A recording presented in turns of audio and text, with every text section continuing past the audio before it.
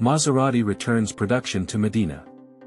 Maserati just announced big news. They're bringing production of the GranTurismo and GranCabrio back to their historic Viale Ciro Manaudi plant in Modena. Starting late 2025, every version of these cars will once again be built right in the heart of where the brand began over 80 years ago.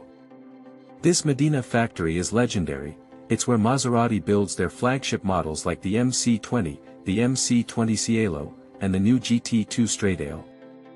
All of them pack a 630 to 640 horsepower Nettuno V6 engine, featuring Maserati's patented twin combustion tech, inspired by Formula One.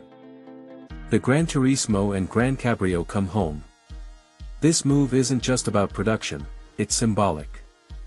Maserati is celebrating the Trident's 100th anniversary, along with nearly a century of racing heritage, dating back to 1926. The first-gen GranTurismo debuted in 2007, followed by the GranCabrio in 2009. Over 12 years, they sold over 40,000 units worldwide. The last model of the previous generation, the GranTurismo Zeta, rolled off the Modena line in 2019 before production shifted temporarily to Turin. Today's GranTurismo and GranCabrio blend high-performance thrills with grand touring comfort.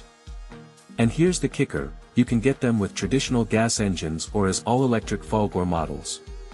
It's proof that Maserati is pushing toward a sustainable future without losing what makes them special.